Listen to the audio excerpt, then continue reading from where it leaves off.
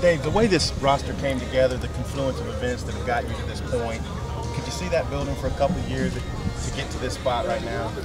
Well, we felt like that if we could get a couple of older guys back that would mix in with some of the younger guys, it would definitely give us an opportunity to have some older guys kind of lead us early until some of the younger guys got it going, because we knew we had talented young kids coming in here. You didn't know what they were going to do with it, what they've done. But yeah, I mean, it kind of evolves over time. We knew we needed to, get better offensively a few years back, and they changed the baseball back a couple years ago. It's starting to fly a little bit better, and it's made for a better game.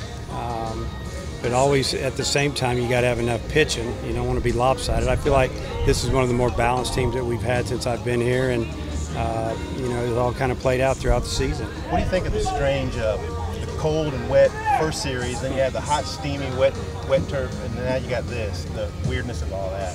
It's just the way it works. When you're playing outside, we're trying to play baseball in the winter early in the season, and everybody calls it the spring season when it's not. And you just have to, handle what's put in front of you in this sport at this time of the year. And now it's super hot.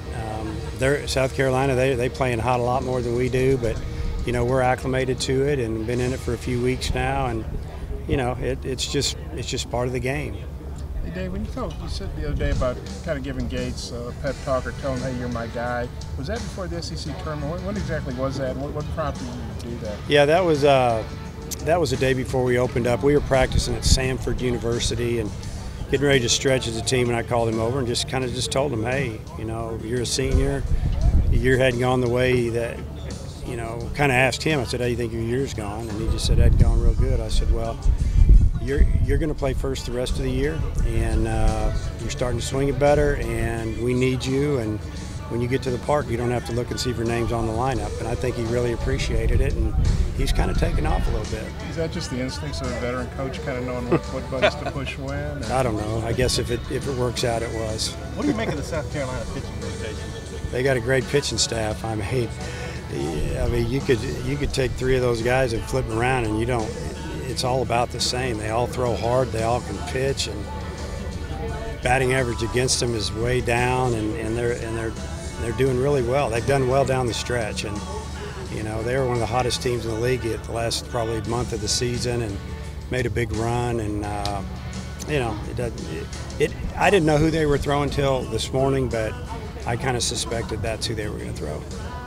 Kingston said they came back from the dead. What do you think about that? Well, I think they struggled a little bit, but you look at some of their losses, it's like a lot of us teams, we go through a period where you lose some tight games, and then you get beat by somebody you're not supposed to get beat by, and you're frustrated. And he's got an older group. I mean, I think his lineup consists of 5 seniors in it right now, and a junior shortstop that was drafted. So they've got older kids that knew how to handle it, and they kicked it into gear. Putting the ball in Blaine's hands, how good is that feeling, especially what he's done the last couple starts? Well, anytime you have a veteran pitcher like that, you're excited to give him the ball, and we know what we're going to get out of him. You're going to throw it over the plate and make you earn it, and the defense usually plays pretty well behind him. And to get this far, you're going to have guys that can pitch like Blaine Knight and Casey Murphy. If you don't have those guys, you're not playing anymore.